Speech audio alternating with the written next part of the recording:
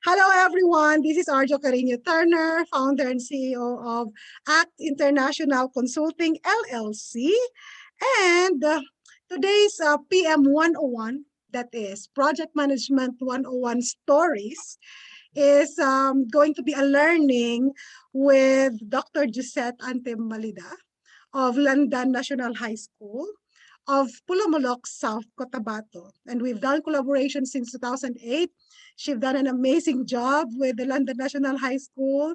And if you ever visit the school and you see the school library that they have, bulk of that labor of love was also done by her as the Galing Foundation Mindanao Outreach School Coordinator for London National High School. But today, we're not just going to talk about the things that she does for school, but even the other things that she does outside of the school, the advocacy that she's part of, the projects, community projects that she's part of, and the learning, and also the unlearning of other things because as an impact of our online mentoring. So without much ado, here is Dr. Josseth Ante Malida if she wanted to share anything about herself, and then she can do her own presentation.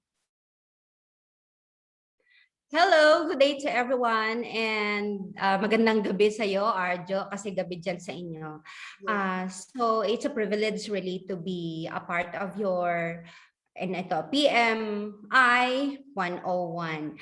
So sige, as the school partnership program coordinator of the school, so medyo marami yung naging exposure natin towards establishing, making projects, managing like that. That is for not only for the school, but for the community.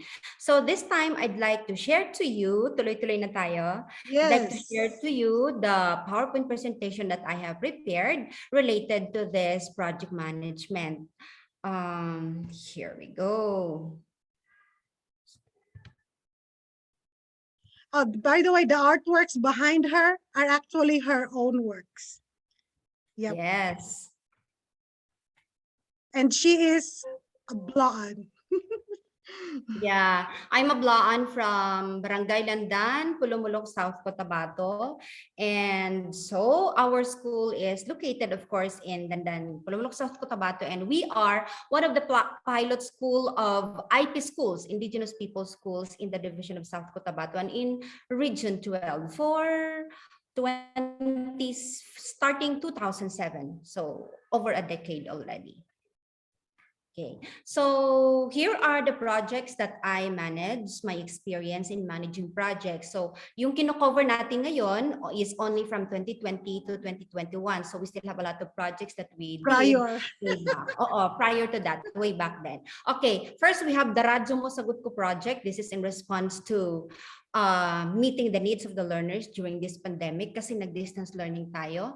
And in our context kasi, though we are having our learners in the junior high school and both junior and senior high school, pero the availability of the gadget that they can use for online classes is not very available. Iilan lang ang meron talaga. So we opted to supplement the module that is delivered to them with a radio-based instruction. So, kaya lang medyo outdated na rin masyadong yung radyo, presence ng radyo kahit medyo nasa remote areas tayo. So, we come up again with having this project, the Radyo Mo Sagot Ko program. Then second, we have the BATAK, the Blaan Association of Traditional Artists and Knowledge Bearer. And this is not a school-based one. This is a community-based wherein we try to gather those artists in the community, and then with the aim of strengthening and developing, preserving and promoting the traditional skill that they have from that of yung galing sa yung handicraft na gagawin hanggang sa yung knowledge level talaga. Okay, so hindi lang tayo nagfo-focus doon sa kung ano yung very tangible na nakikita, but we also try to include the knowledge of the community in storytelling, in yung mga indigenous knowledge, skills and practices na ginagawa. Then we also have the Fadlug School project ito yung, we try to bridge our graduate from the senior high school to acquire college education. So we have partners na pwedeng tumanggap ng mga scholars natin. And the school is really having a grip. Kahit na-graduate na sila, college na sila hanggang ngayon, we have special programs for them that could cater to their need. Especially ngayong meron tayong remote or distance learning. Then the community reading hub. So Radyo Masagot Ko project, as what I have said, this aims to provide the learners with radio and yung flash drive. In case the frequency of the radio could no longer reach the community like the Bukayel, the Bato, what we did is that we record our instruction, radio-based instruction, and then save it in a flash drive. Tapos ipapadala sa learners so that they can have time listening to it over and over again. So the advantage is pwedeng paulit-ulit nilang pakikinggan compared to that of the radio na kapag tapos na yung slot ni teacher, mag-explain, all is gone. So wala na. But they can still ask through text messaging. Okay, so these are our partners for Radyo Masagot Ko program. To be specific, we have the Pidamo YouTube bloggers, the Jubix Boutique, Libon Lugong, hello. And we have Edita Mungka, yung kababayan natin na nasa Kentucky, the Philippine Arts Educators Association, headed by Alice and friends, Alice Pañares. And we have a student from Temple Hill International School in the leadership of Lian Nanka. Of course, the Landan National High School teachers and the Landan People's Multipurpose Cooperative. Okay, ito yung the time that we launched the Radyo Masagot Ko program.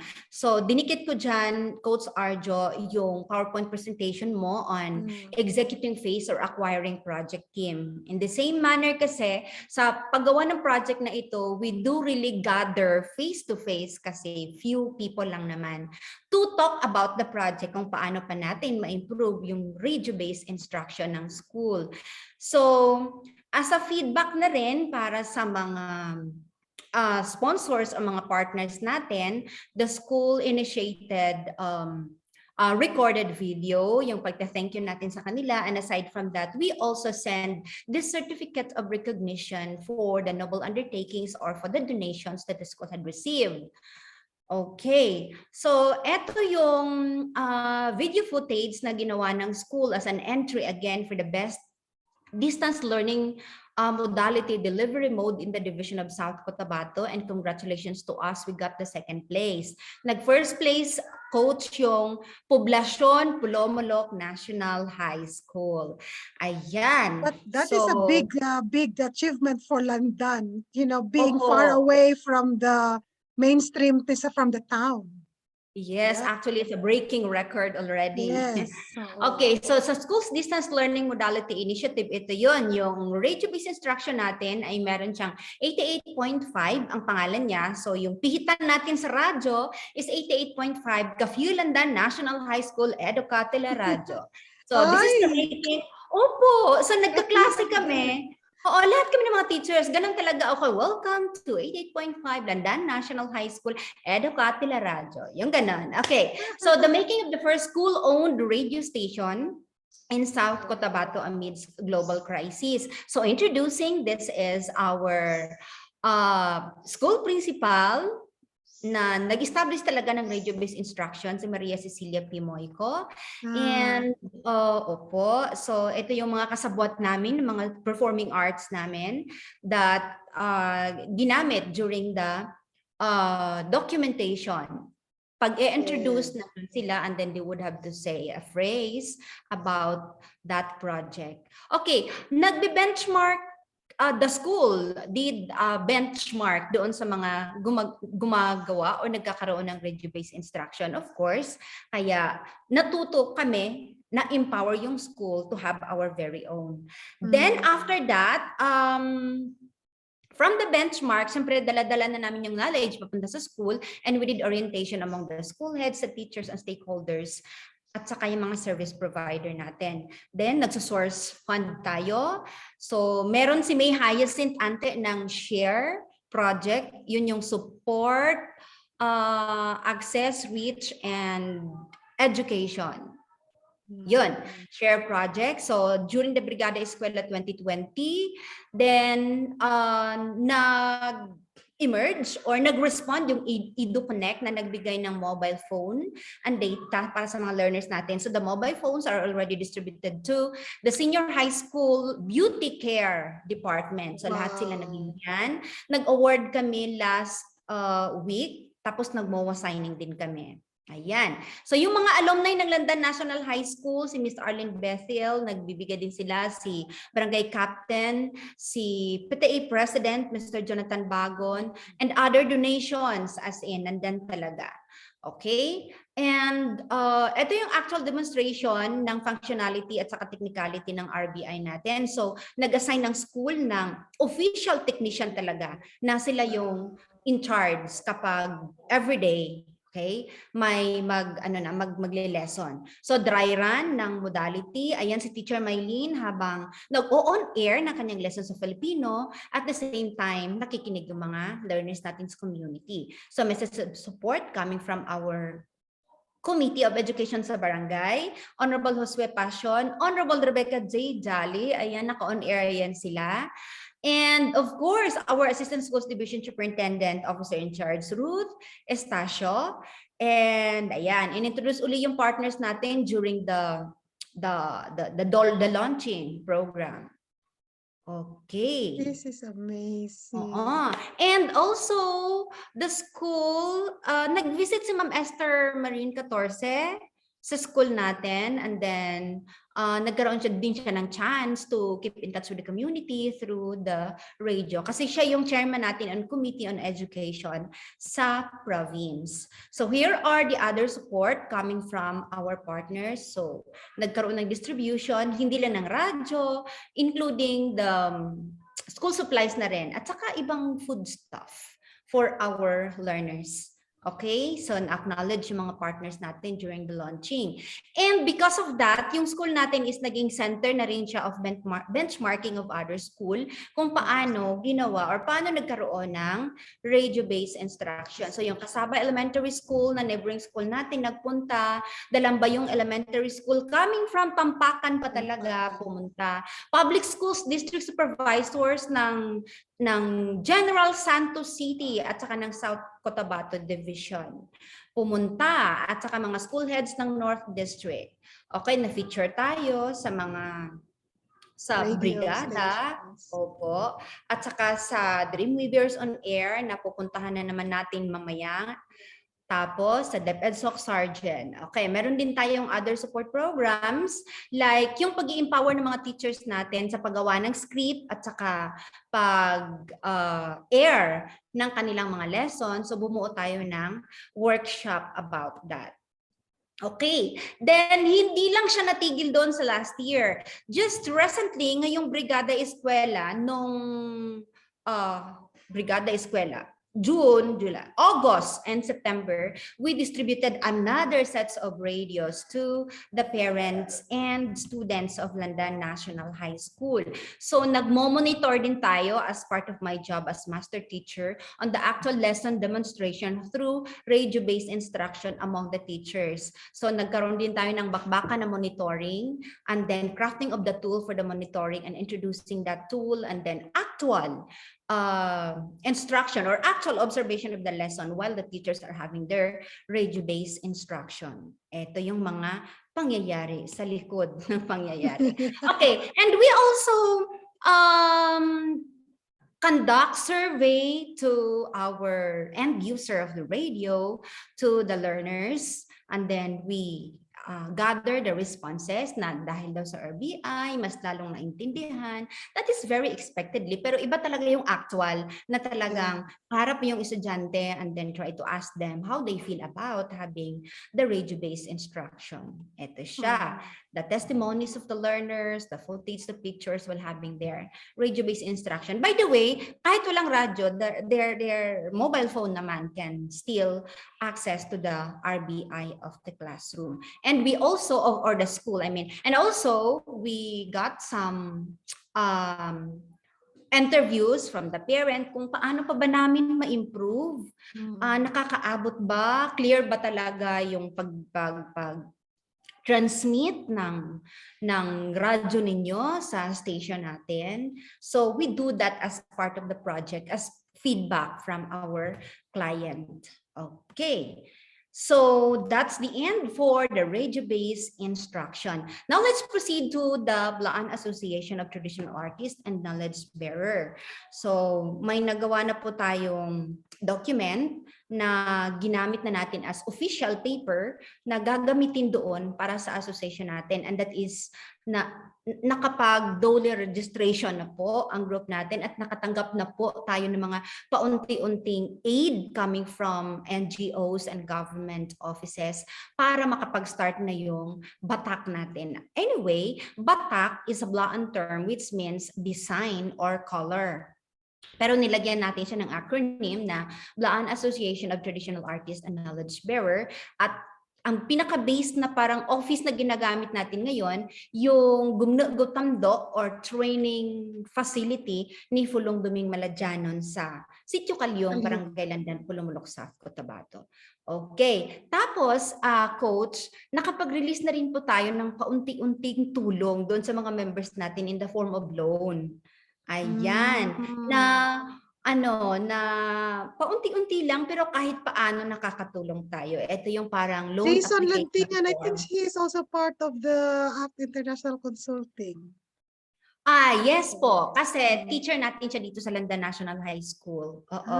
So siya yung committee on audit natin, si Mr. Jason Lantingan. Kay math major siya. Okay. So this is now the officers of the BATAK. President is Fulong Duming Maladianon. Tapos yours truly as the Vice President. Ang secretary natin si Marcila Maladianon. The treasurer is Elena Jusilva. Our bookkeeper is Jelly V. Masupat. And the project manager is Joven Ryan G. Malida.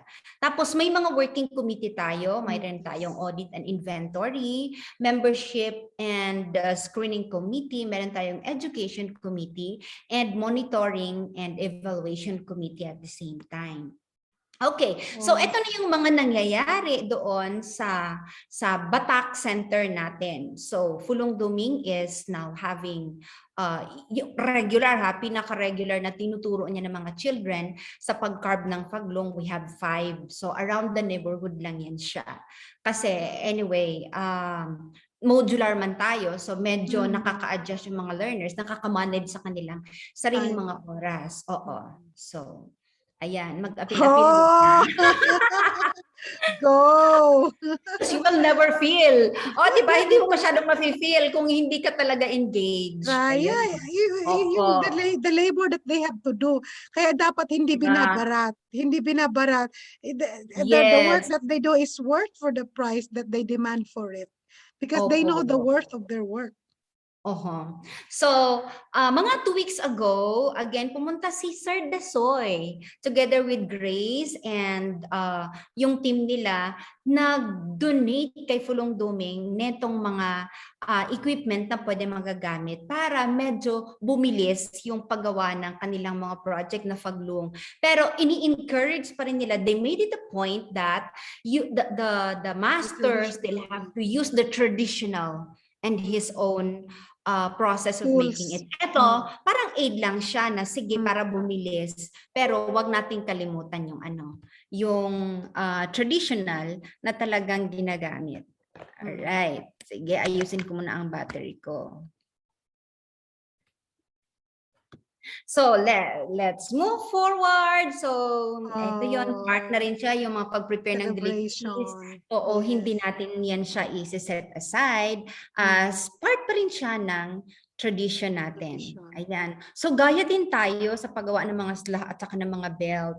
Medyo pahirapan talaga siya. I wanted to have, I'm gonna make some more orders. Yes, from them. Oo. Okay. So, and ayan, the members of the BATAK and particularly the family of our master, Fulong Duming Maladianon and Gulnari. Ayan, the ladies around the neighborhood. Yeah, I'm familiar with the blouse. I have one. I need to have another different design. Okay. Ayan. Mm. So, yun lang po ang share ko for now. But, sige. We That's are, so amazing on how you are able to documentation is key. You really know that our Mhm. strength in the ACT International Consulting is that we are we document. Yes, yes. We document with what we do, and we are benefiting from that documentation later on, because it's so important that people are really able to see what you're doing. And I really appreciate that you are showing how it's being done. Hindi lang kung ano yung ginagawa, pero kung papaano ginawa. I think that's very, very key for all of this kind of processes. So in that learning, you also placed like, yung stakeholder engagement is very key. Yung transparency ng mga stakeholders, that you keep them engaged. I think, Josette, in one of our, why we're really, the heart of why I started the ACT online mentoring.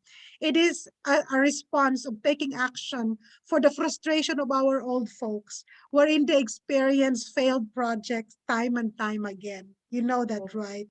And then we wanted to address that in a way, approaching it in a way that to show that this is how you have to do a project.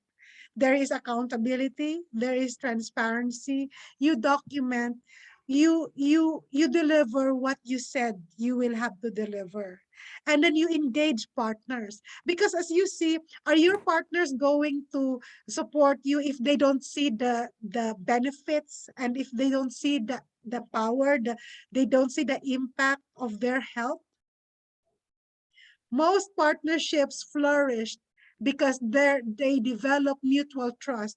And mutual trust is built over time, because they are able to see that when they invest in your project, they get to see something. Yes. They get to see something result, benefit, and there's a sustainability component that the receiving organization, community people, community members are empowered to do it. Yeah. In so many cases, you've been in so many projects. Um, those that for sure by heart, that have failed and starting over and over back to zero, is Yeah. because there's no learning. And there's no learning, and then project is being taken as a way to earn money. It's not. Project management is really using your knowledge, using your skills, so that you have to ensure that the project objectives are being achieved. Yeah. When you achieve your project objectives, people are able to see it. Your life will be happier. More people will partner with you because you have built a credibility that they can trust you. So we hope that whoever is watching this conversation with you, this, the sharing that you have, will open up their eyes that there's a better way moving forward on how we manage our projects. And if they can be part of our ACT online mentoring, what is $20, right? For Yeah. for a lifetime investment. Well, for you to set, it's a special one because you have a ACT kindness sponsor. And your Yes. ACT kindness sponsor, not because you cannot afford it, but because it is honoring the services that you do in the community, that our Act Kindness sponsor supports that, and professionals that doing so much work at the community level. So what's your message mo pa sa, especially sa atin ng mga katutubo, especially sa mga bongma natin na tired of feliol project ito sa sige man flanning talanda gafat ni flanning ito I like tabiling the flying. Mabiling flying. tabiling flying flanning lato talanda sa gugafatan, if I wanted to say Fuyabing, it is at the very center of your artwork. All of Yeah. this was really Ganda. inspired by her because of her, the usual conversation and complaints. So Mm-mm. while we cannot control circumstances, we can surely control what impact we can do with the projects that we are able to manage. So I hope na yung ikaw na andyan, so many of the ACT mentees are from London. So many. If I have to break down the demographics, it's London. It's where I came from. If this is the best way I'll be able to help, sharing knowledge is the best way to, because what I share and how much I charge for it, I'm not really thinking of it that way, because this act, online mentoring is my philanthropic outreach somehow of sharing knowledge, because other companies and stuff, they're paying me for more than that. But Wow. this one is this one is a very select chosen group. We have a Facebook group that is not for socializing, but it's really learning. So, nag-increase ba ang vocabulary mo on project management terms, Ma'am Josette? Sobra, sobra. Okay. So what I learned so much in when I get into project management, kasi dati, oh, sige, may project. And after the project, okay, bye, it's done. And another project comes, okay, we do this and that, and bye. Pero what I really learned from our mentoring, from your coaching, is that project is really about teaming up. It's building relationship. Yun yung sinasabi mo, that it must be based on mutual trust.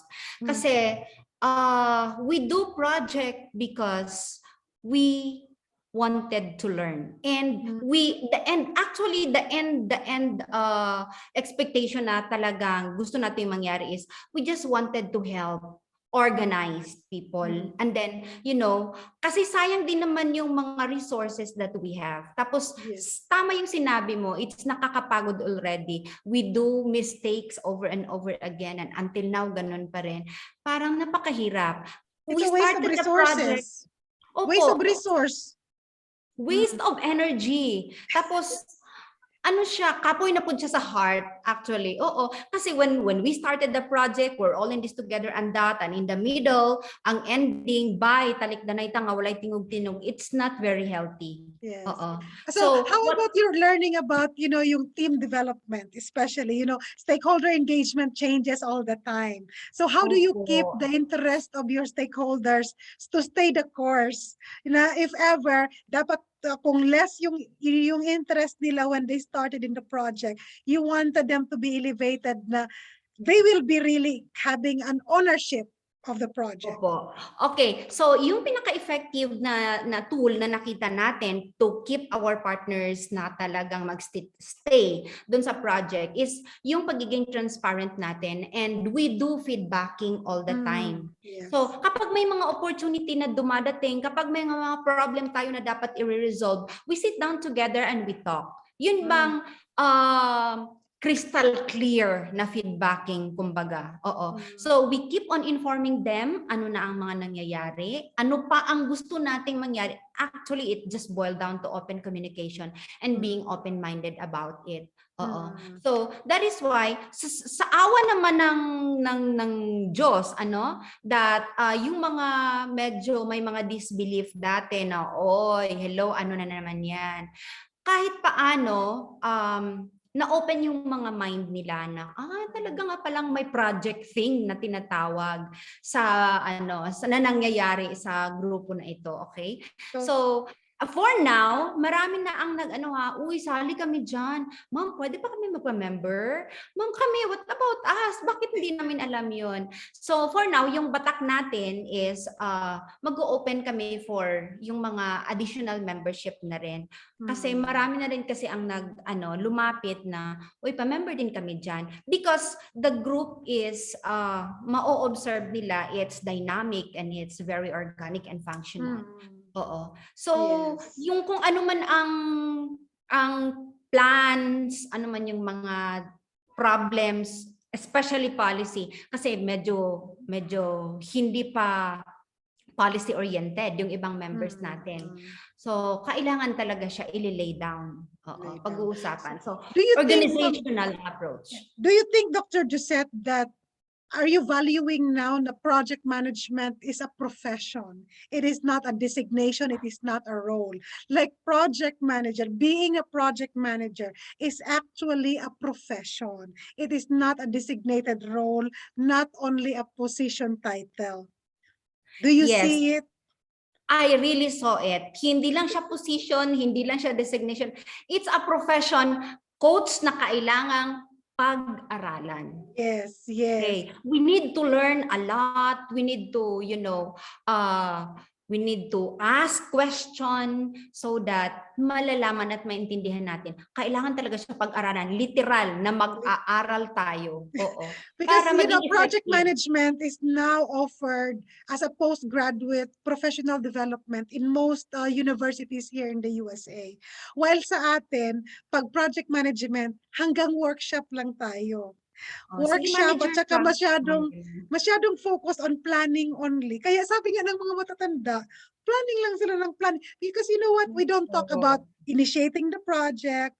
We don't talk much about executing it and how even you'll have to Tama. monitor and control it. And then especially the controlling part, because your resources are not infinite naman. Your resources Oo. are limited, very limited. And sometimes most people just think about project as being equated to money. That's why mostly karamihan fail because of mismanagement, primarily mismanagement. So I hope that, through you and so many of the ACT mentees na from London, you can really like join forces, use the knowledge that you have, that's in there. You can tailor it down as always, because sometimes can be very technical. Nasabi mo, saan ko man ito pupulutin? Oy, saan ko man ito gagamitin sa mga terms? The more that you do projects, the more that you will apply these concepts. Kasi you have to see it through by experience. It's so hard to learn concepts na hindi mo actually siya nakikita in reality. So you have to connect your reality and the concept. You have to balance them off so that you will appreciate, so ito pala tinatawag na crashing. Ito pala yung tinatawag na iko-control mo yung how are you going to manage the changes in your project. Kinsa ang mag-approve? Is you in the school, you are operating under a system wherein it's hierarchical. So if Opo. there are any changes that you have to propose, you cannot just do it even if you are the teacher, the teacher of the classroom. You have a boss, you have a higher person ahead of you. You have the treasurer, or you have that's why you in your organization, in the BATAK, for example, BATAK has a structure, right? So among those people, you have to decide among themselves if there are changes, if there are any suggestions that's coming up, who is going to approve it, how are you going to manage the changes. You have to agree on it, not because only one person is making the decision.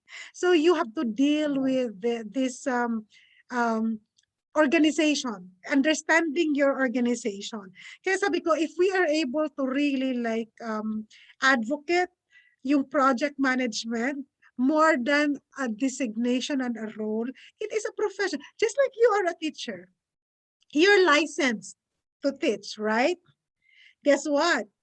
Program management, project management also right now has certifications. It's a global certifications because it is a professional skill, just like a CPA, a teacher, lawyer, doctor, or whatsoever, that you get certified for it. And when people are having these skills, they're expected to manage projects and then hopefully manage projects well and not fail. Right? Yeah. Opo. So, and na-mention mo kanina, what I really like most in our lesson is yung managing change. Oo. Kasi medyo challenging yan siya to the part of the organization. But, yun nga, pero kung pinag-aralan mo naman siya kung paano i-manage yung change, so that would really help a lot for the organization to survive and to thrive, syempre. Yes. Well, any parting message, Dr. Josseth? And for those wondering, how can they how can they learn? How can they join us? And all of these things. Any parting message that you would wanted to share to everyone? Okay. As as a member of this group and as a mentee of the project management program of Miss Arjo, guys, malaking tulong siya kasi everywhere around us would be about project, most especially ngayon in the setting where we are in, na kailangan natin maging creative, kailangan natin maging innovative sa example sa field of teaching, and project applies to all of our professions. So halos lahat ng gagalawin natin, would it be work-related, family-related, or community-related, we will be dealing with projects talaga. So it would be very helpful kung if we are going to help ourselves, empower ourselves in managing projects. So malaki talaga yung benefit sa career mo, sa life mo, to you as a person, okay? Because it applies to almost every facets of life.